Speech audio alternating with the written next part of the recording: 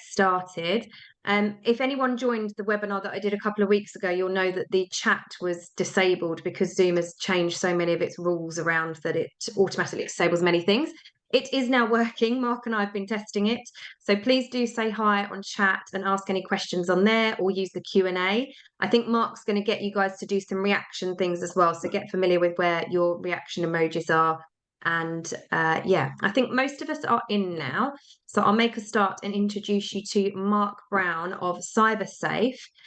This is the first of potentially a series of lunch and learns that Mark is going to host for members of the portal around the psychology of phishing and cyber attacks, and things that actually, when you hear more about it and get into it, and potentially what you can see on his screen now already is piquing some interest, is particularly interesting. Or perhaps it's just me, but I find it quite interesting because there is so much to it that then can help you, as he'll explain, no doubt, how to protect your business from it. So hopefully a really interesting first lunch and learn in a series that Mark is going to do for our members. So Mark, over to you. Thank you so much for hosting for us, and yeah, have a good one.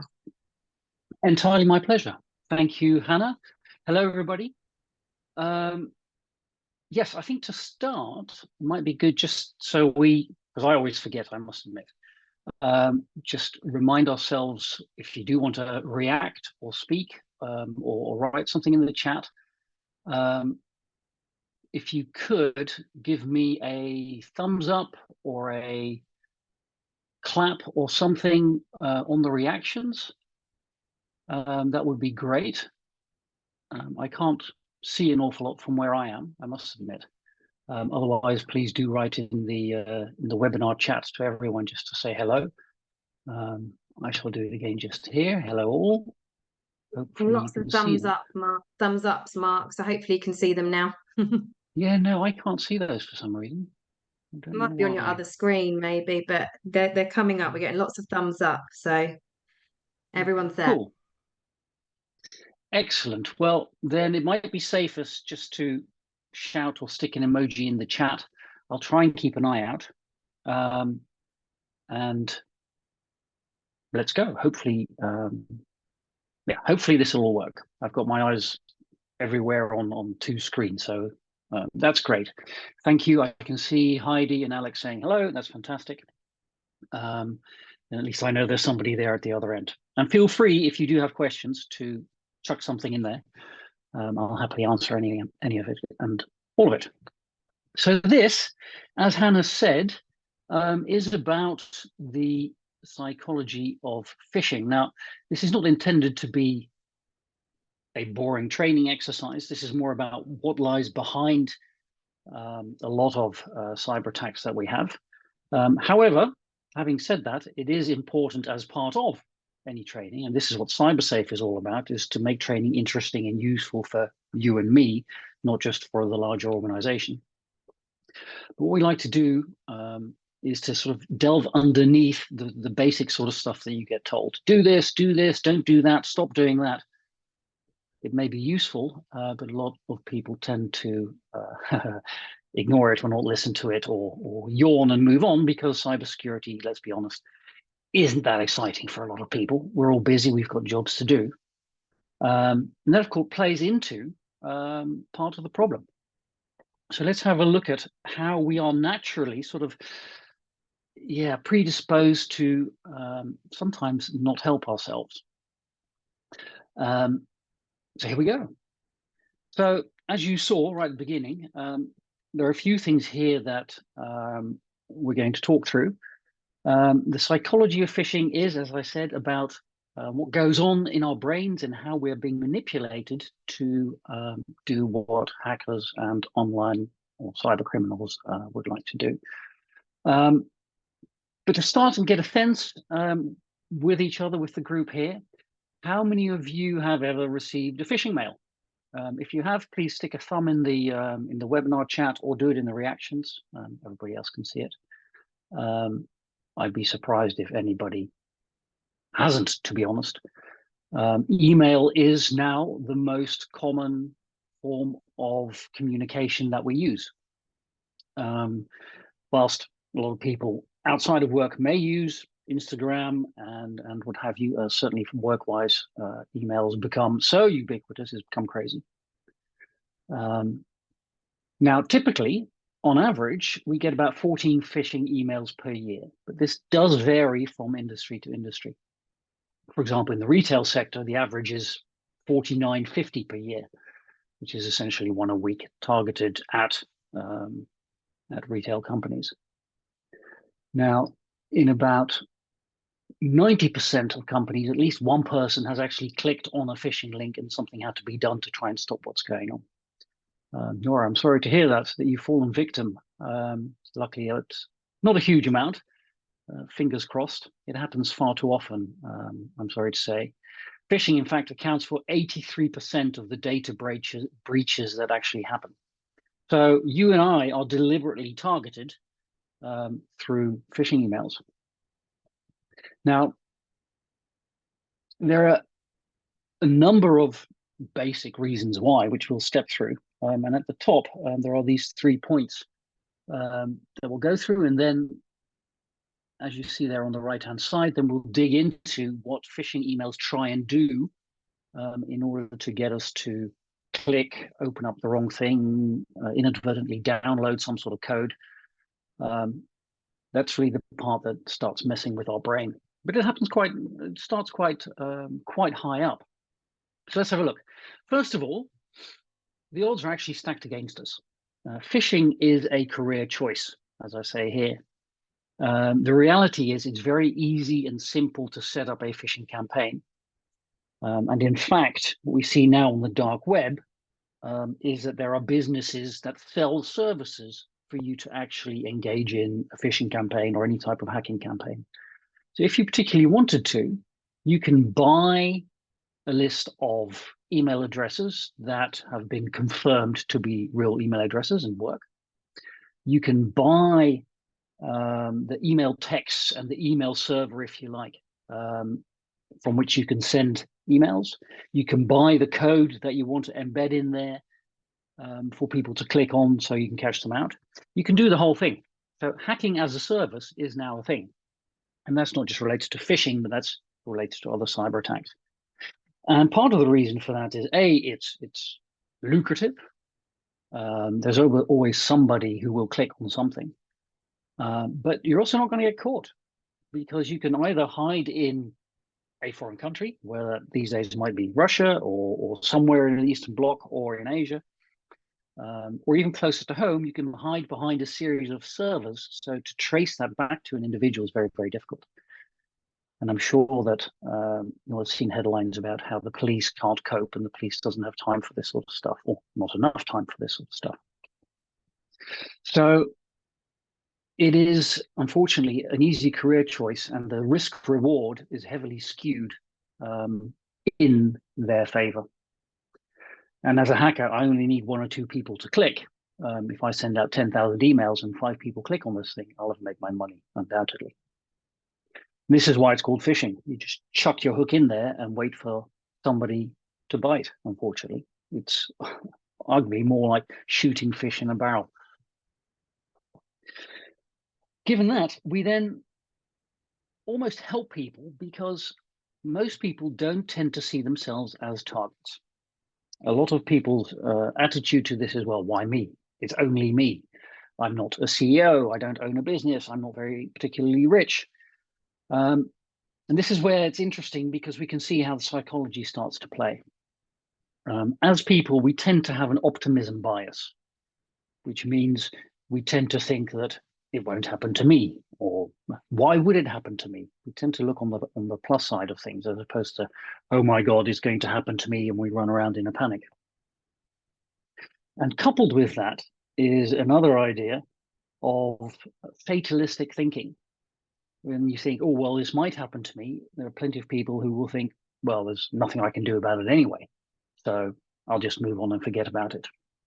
And then we get into a notion of cognitive dissonance, where you can see something negative, something bad, we can't do anything about it, so effectively we stick our heads in the sand.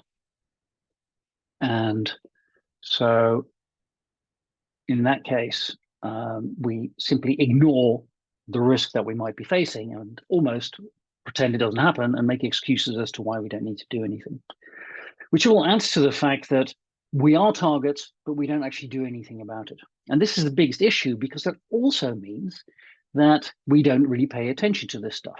Oh, it's not going to happen to me anyway. Oh, look, I clicked on a link, nothing happened, so it can't be that bad.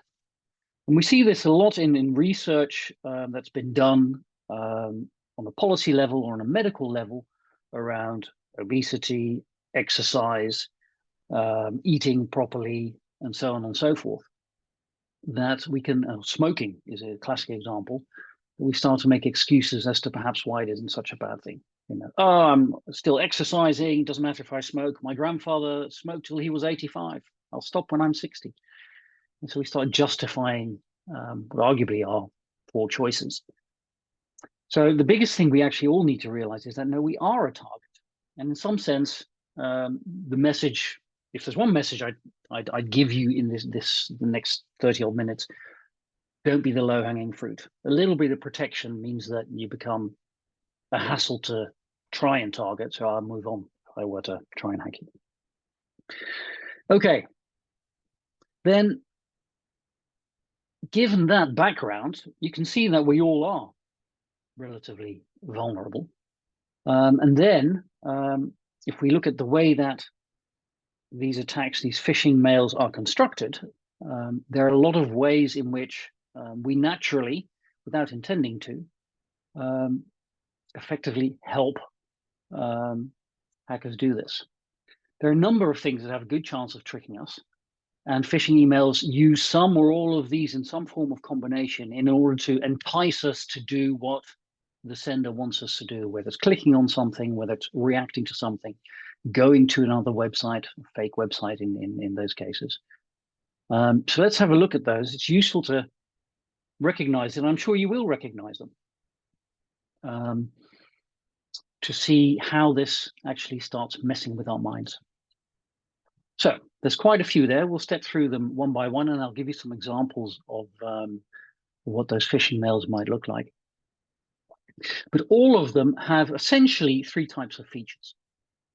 They tend to, first of all, hide the true intention, of course. If I stand up and say, hey, this email is here to extort some money from you, clearly that's not going to work. So we certainly hide the intentions. But then secondly, we try and lure you in to do the sort of thing that we want to do, that we want you to do. And finally, we,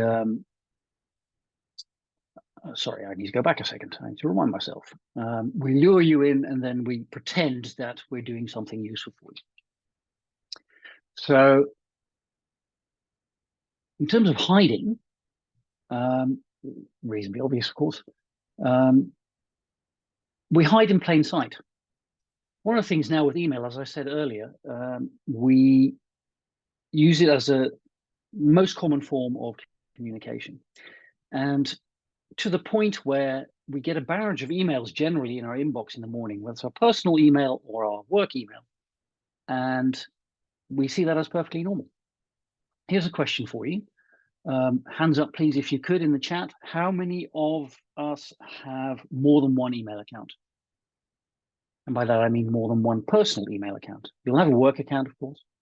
You'll have a personal account, and you may well have more than one personal account.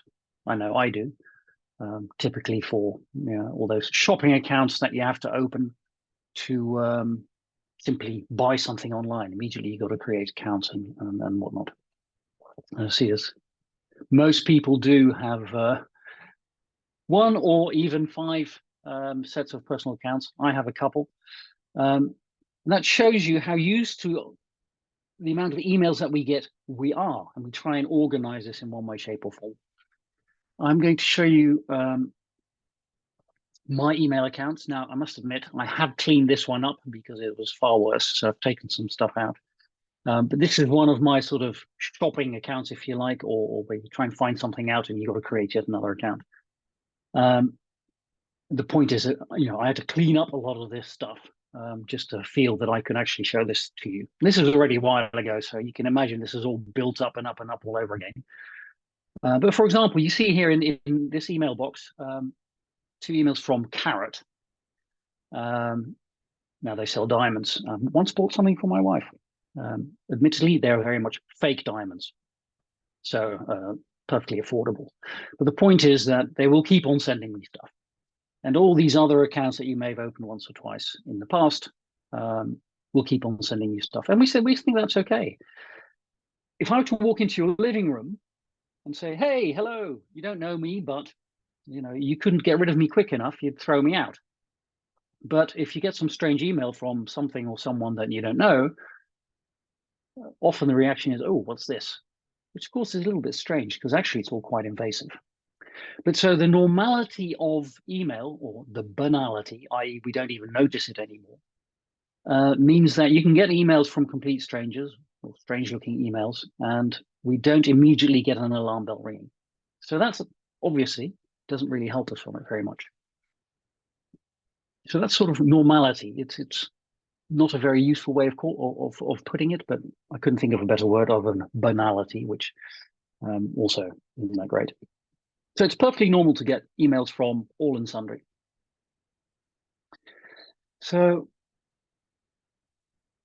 from there, let's have a look at the features within those emails. Now, urgency, and you will recognize this, is a big thing.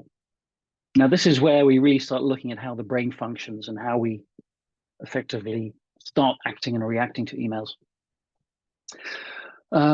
You'll get an email saying, oh, you've only got so much time to do this, or hurry up before something expires, or if you don't pay up within the next 24 hours, then the fine will double, all that sort of stuff.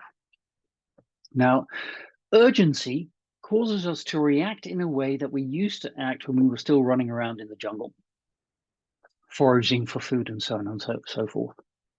Because what it does, it starts to act on a part of it in the brain called the amygdala. Now, the amygdala is a tiny peanut-sized nodule, if you like, in the center of the brain, which is part of our prehistoric, our lizard brain, as we call it. I.e., it's something that evolved very, very early on when we really were just about to start walking on 2 legs, or actually even before that, and is very much involved with survival. So it's the fight, flight, or freeze response that comes from the amygdala. So very basic. If you're walking through the jungle and you hear some rustling in the bushes, the first reaction was likely to be, is it going to eat me, or am I going to eat it? Do I need to run, or do I fight? And that survival instinct is still quite strong within our brains. Over time, our brains developed, and we developed that front part of the brain there on the front left, the prefrontal cortex, which is our executive function. That is the part where we evaluate and we think and we make decisions and such. But that evolved quite a little bit later. Now, the thing is that our environment, today's environment, let alone the internet and such, but roads and the way we organize ourselves, evolved far faster than our brain has evolved over time. So we still have a lot of prehistoric stuff, if you like, sitting in our brain that can take over. Now, that fight or flight response is a stress response. Now, we get stress responses today. I'll give you an example. You may be wandering along, I don't know, in the shopping street, and you're not paying attention, and you bump into somebody by accident, and they overreact and start shouting at you. Or you get some road rage, somebody hassling you because they've perceived your driving to be not up to whatever they think it ought to be. And that feeling that you get that makes you quite tense, actually what happens is adrenaline surges through your body. Blood will move to your extremities because you need to be ready to fight or flight. It's that same stress response from thousands of years ago that still happens now. Now, it may not be a life or death situation, but the stress response is still there. And we see that same thing happening when you get a threatening email, for example. There's a threat. Your brain says, hey, here's a threat. I need to act. I need to react to this. Now, what that amygdala does, it delivers that fight or flight response, sends adrenaline surging, but it shuts off that prefrontal cortex. So your executive function stops functioning. It says, get out of the way. This is a stress situation. I need to act now. So what that means is that all the other signals that might tell you that this is a strange email or a bit weird get shut down.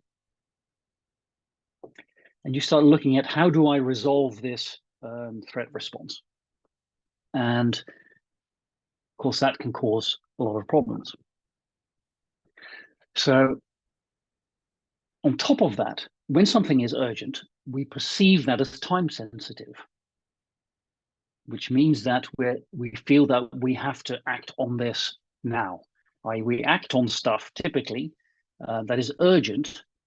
We see that as more important than actually important stuff that may not be urgent, may not feel so urgent. So urgency has a double whammy. It creates a stress response, and we tend to address urgent stuff, yes, more urgently, for want of a better word. So when you see an email come along like this, it says that your PayPal account may be permanently disabled within 24 hours. Now, I've had this before many years ago. I don't really use PayPal anymore, but plenty of people do. And there are other accounts, of course, that this could apply to.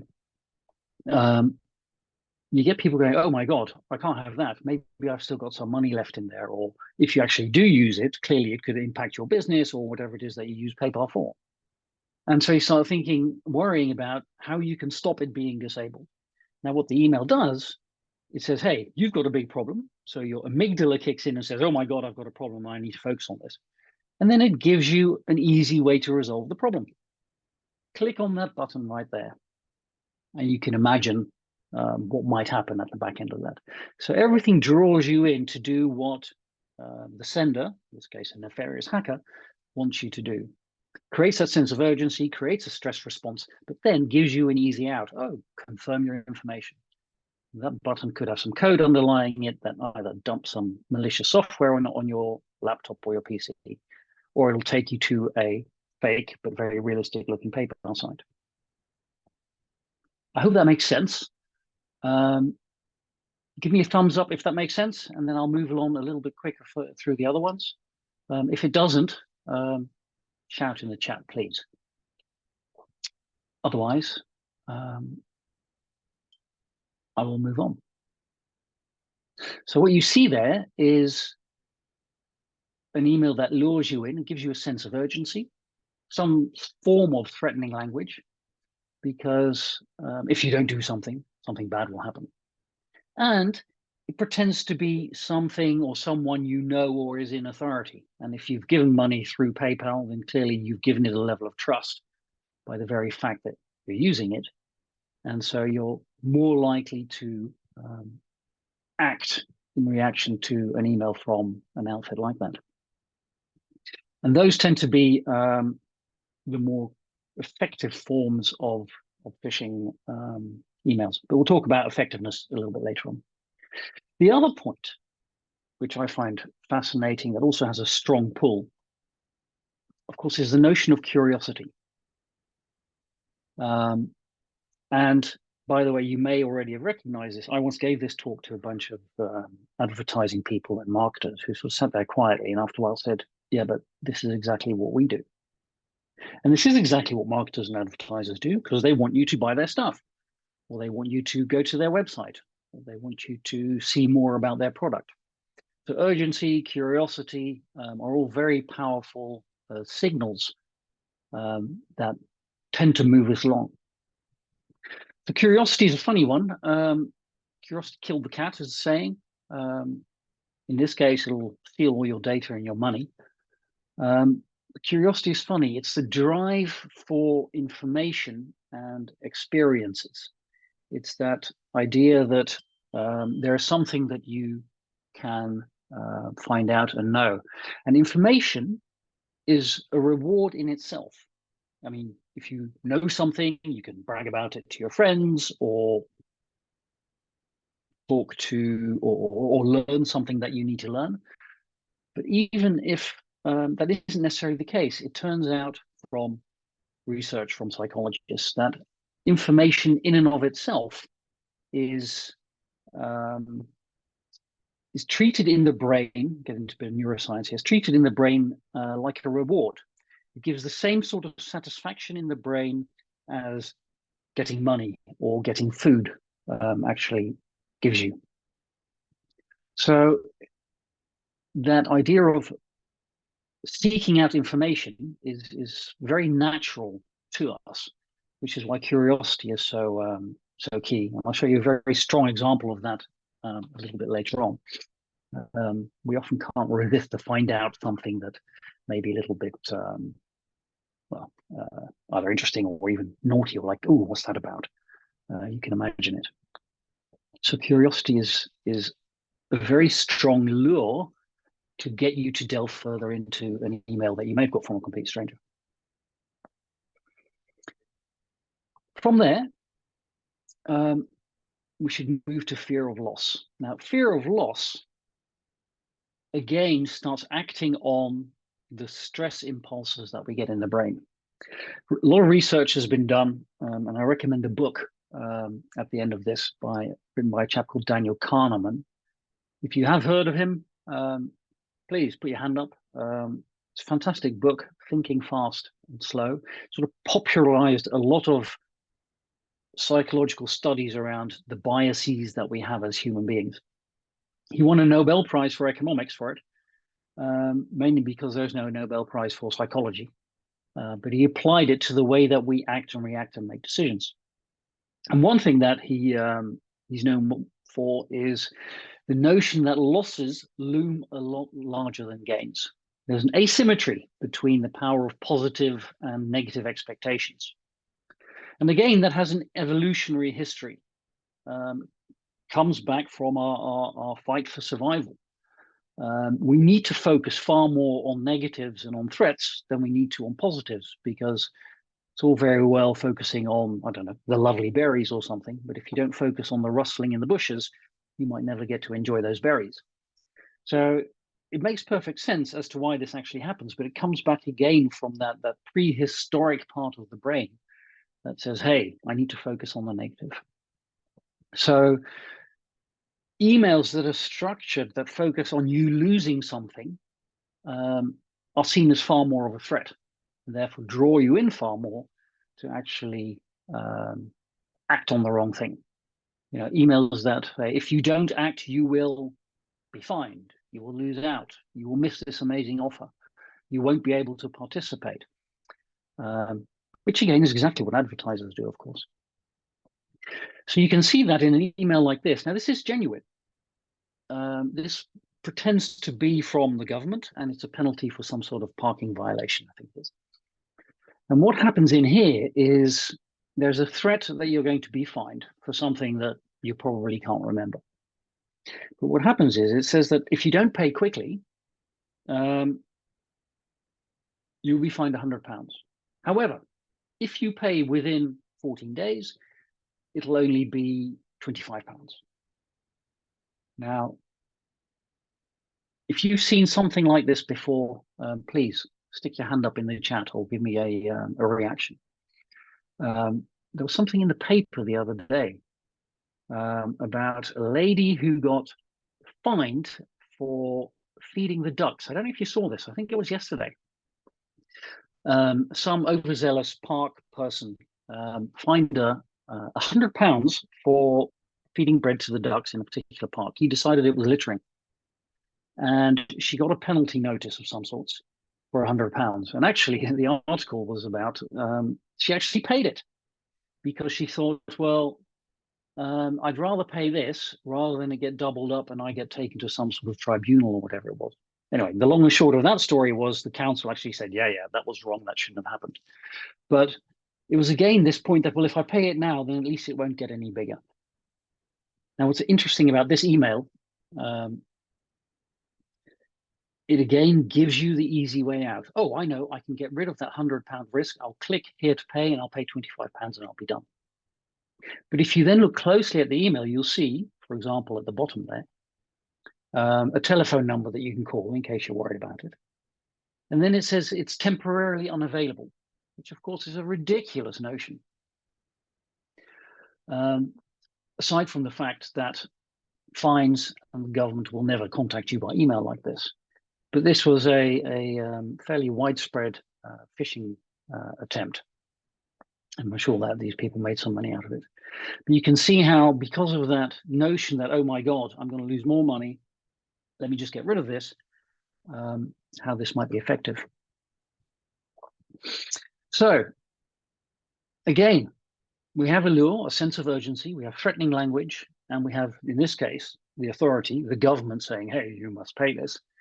And yeah, that has unfortunately, quite a high chance of luring us in.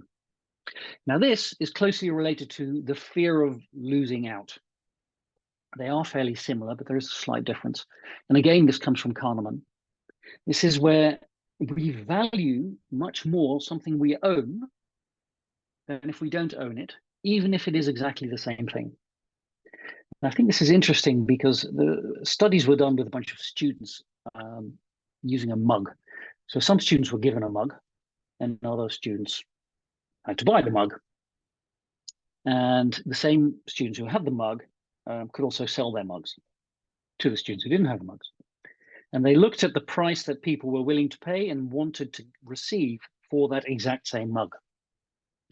And what it showed was that students who owned a mug and then were asked to sell it wanted a higher price for it than if they had to buy it for them themselves. So they might have bought it for £2, but when it came to selling it, they felt it was worth £4. Just one example of, but we tend to value stuff that we own more than stuff we don't own. Now, what that does, and this is an example that actually triggers, well, has a number of triggers. But when the parcel is coming to be delivered to you, for example, and you're told it's, we tried to deliver it, but actually you weren't out, so it's going to go back to the depot. There's a couple of things that happen there, aren't there? I'm sure that you'll have experienced this as well. First of all, you're annoyed that it wasn't delivered because you were in the first place.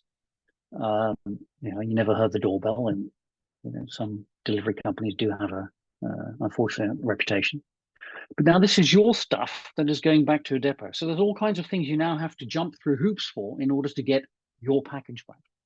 And the fact that you think is your package actually intensifies the emotion that comes with this. So you're more likely to go, oh, how do I solve this?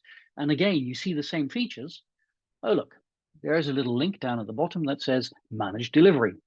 So there's an easy way to handle that stress response that you've now got because you missed a package that you may not even have ordered. What we have seen in the past is that people say that, yes, no, I clicked on this thing, but I hadn't even actually ordered a package. See, the normal thinking sort of goes out the window because the amygdala takes over and says, hold on, I'm in a situation of stress here. I need to manage that stress. Which is why when we do talk about training people, we always say to people, stop and think. They want you to click on something. If they want you to do something, you've got to stop and take a step back so that you give your brain a chance to sort of think, hey, okay, hang on. I need to actually figure out what's going on here rather than react on impulse. Has anybody had emails like this from delivery companies claiming to be a delivery? And when clearly it wasn't something that they'd ordered? I see Alex saying yes. I mean, you can see here on the top of this email, top left, you see the email address where this is coming from at emails-track.com, which clearly wouldn't be a FedEx email. I know I've had a couple of these myself. So again, it's another, call it a trick if you like, that plays on your mind in order to get you to do what we want to do. And again, FedEx, it's well known. And what we'll see in a minute is that even if the emails look particularly poor, again, our brain sometimes conspires for us not to notice that sort of stuff. And we still end up doing the wrong thing. So from fear of loss and fear of losing out, layer up on that same theme, then there's the concern over consequences. It's almost an added bonus for the hacker. There are certain services that are so integral to us now that if we lose them, we become even more concerned. So the stress response doubles up. So here's an email. I don't know if you've subscribed to BT. You might be subscribed to Sky or some other sort of internet provider or TV provider or whatever it may be. But what happens with these bundled services is that not only are you going to be affected, and I don't know when you last tried to talk to whether it's BT or Virgin or Sky, and sat on the phone for 20 minutes trying to get hold of the right people. It's a pain. So that's one thing that starts to play. The other is, in my case, so where I am, we have BT. It would impact our TV, it would impact our internet connection, would impact our phone. So there's a lot of ramifications there. But not only would that impact me, it would impact the whole family. So that adds another layer of stress. You don't want this to go wrong. So again, developing that stress response, what can happen is that you don't even notice the poor layout of this email. And you go, oh my God, I've got to make sure that this is not going to go wrong. So I will log in now and try and sort out what the hell's going on. Now, in the past, and I've done a lot of phishing campaigns within organizations to teach people how to look at phishing. Years ago, you would create emails with spelling mistakes and poor layouts like this. People would still click on them.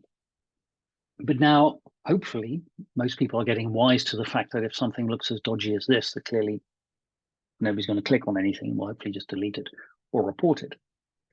But often enough, this sort of thing worked exactly because of that stress response I've been harping on about to some extent, because it stops you thinking clearly about what's going on and you're focusing on, oh my God, I'm going to lose out. It's going to take forever. They're going to have to come and reconnect all this stuff. It's going to take 3 days before this is up and running. So you can see how that built up. And because it's not just affecting you, but starting to affect other people, that response is even more acute, if you like. And you see the same features coming through: threatening language, sense of urgency, pretending to be something official. Now, here's another more realistic looking BT phishing email. Quite clever because it talks about actually what it's trying to do. Cyber breaches, please be careful. But again, it's asking you to do something, and it's asking you to click on something in order to solve a potential problem. Now, what they're saying here is, again, they've temporarily limited access to your account.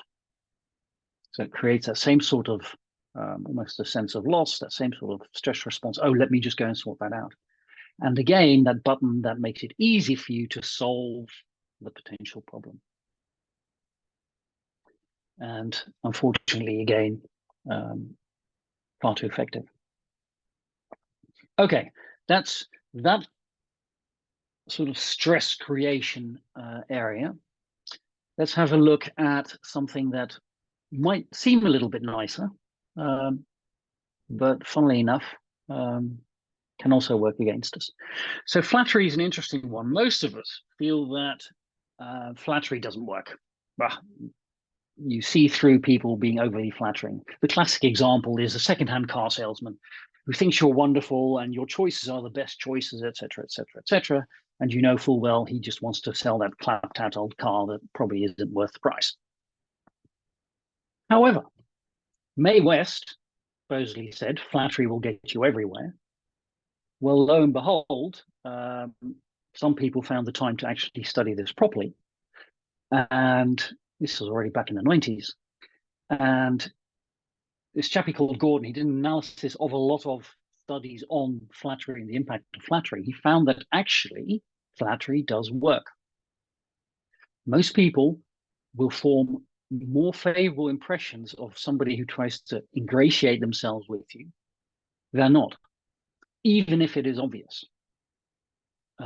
we can't help it.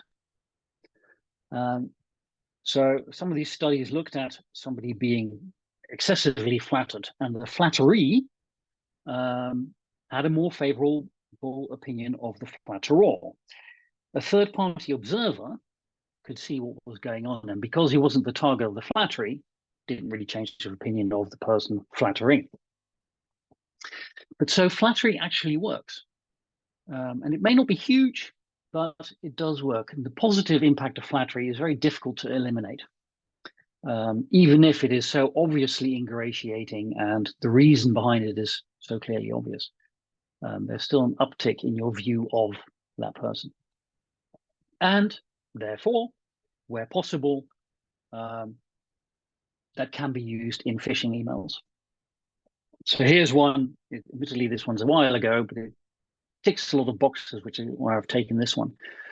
First of all, it starts flattering you as a Facebook user. So this person, presumably, or well, as you know, this will be sent to thousands of people, and you have a fan page. You might go, hey, yes, I've got a fan page. Oh, look, it's really successful. Facebook is actually recognizing that what I've done is really good. Now, on top of that, what you've done is you've created this, so you've put in effort. Because you've put in effort, you feel that sense of ownership, so this becomes quite valuable to you. And lo and behold, Facebook says, if you want to keep this page, you need to do this. And you have to do this within a certain time period, otherwise we will get rid of your fan page. And again, you can see it works on exactly the same stress responses as all the other emails do. But we don't notice this because we just act and react. So flattery does work. It does make you see something and go, oh, yes, look, I've been doing a good thing. Something to be aware of. And in this case, you will see, there's a lot of triggers here. There is flattery that helps. There is urgency. There is authority, because Facebook clearly is the authority. It's well known. So all these features start acting on driving you towards the same place. So given all that, you think, okay, a lot of this has to do with that stress response, which indeed it does, because this is an email trying to move you to actually take some form of action. I think we've covered this. Let's move on. So from there, we think, well, okay, I can probably account for a lot of this. I can be a little bit more skeptical when I see these emails come through. I'll be aware of what's going on. But then we have sort of the joker in the pack, and that is context. And this is admittedly very difficult to guard again. When professionally we create phishing campaigns within organizations, this will always cause an outsized negative effect, because context puts sort of what we're getting in our email into a context that makes sense to us.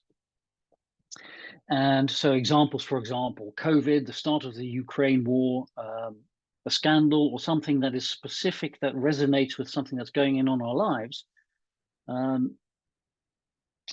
also lets us, in effect, put our guard down a little bit, because it makes sense. And you almost think that you are expecting those emails to come in.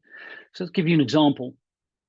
This was a phishing campaign we ran during the first wave of COVID. And this was in a large organization. Greyhound Financial is a fake name, but trust me, the email is real. And we ran phishing campaigns there on a 2-3 month basis. We'd send out an email and we'd see how many people would actually click on that email. And there'd be all kinds of features that should make it relatively obvious that this was a fake email. So the month before this, we sent out an email, and 8% of a company of 20,000 people, 8% clicked on that mail, which is sort of the average of where they were at. Then we sent this, and that 8% went to 36%. Over 4 times as many people clicked on this link. Because at the time, you'll recall, COVID was in the news all the time. There were horrible statistics about hospitalization rates, death rates, et cetera, et cetera, et cetera. And so when an email like this comes along, it makes perfect sense in the context of what's going on in our lives. And so, like I said, a fully 36% thought, yeah, okay, that makes sense. I will click on a list of people who are likely to have caught COVID without thinking about whether this email made any sense whatsoever. And if you look at this carefully, you can see there's a whole host of issues with this thing. First of all, it's asking you to click on a list of what is arguably medical information about your colleagues, which of course no company could or would or should ever do. So that should be the first red flag. But this is where your curiosity kicks in and you can't really resist saying, oh, I'd like to know, oh yeah, who, or maybe I know somebody. And that becomes very, very powerful. So ignore the fact that this should never be happening in the first place. You probably don't know that Dr. B. Coin, or Coin, because he actually doesn't exist. You look at the email address where this has come from. Also nonsense, of course. If you're working at Greyhound, why would that come from something called corpinternational.org? And the text in the email, of course, doesn't really make sense. And why would that on earth be shared with you? But like I said, 36% of this employer's employees ignored all that and happily clicked there to see what was going on. So that context covers up a lot of errors and flaws in emails like this. And you can see they're fairly obvious. Again, sense of urgency, it's addressing you very vaguely. You could be anybody, you don't recognize the name. The email address is completely spurious. So that's a very, very difficult thing to do. And all you can do is remind people that this is likely to, well, put it this way, you will come across this sort of stuff. We saw the same. So in that first period of COVID, Google reported 600% increase in phishing mails through its network. We saw exactly the same happen at the beginning of the Ukraine conflict back in February last year. And there, a lot of the phishing emails had to do with donating to charity, if you'll believe it. There are no scruples here. Red Cross, for example, asking for donation, and so on and so forth.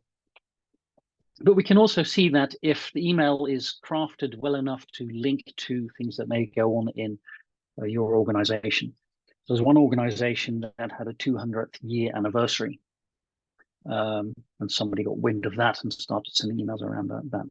So unfortunately, it does mean we have to be very, very careful with the avalanche of emails that we do get every day. Because all these signs will conspire to hack into our ordinary, our biases, our shortcuts that we use every day to manage that enormous flow of information that we get. Those shortcuts can work against us. So the right context at the right time can absolutely trump everything. And the only way really to guard ourselves against us is to remain very much aware that emails are an easy way in. Like I said, 83% of data breaches come through email.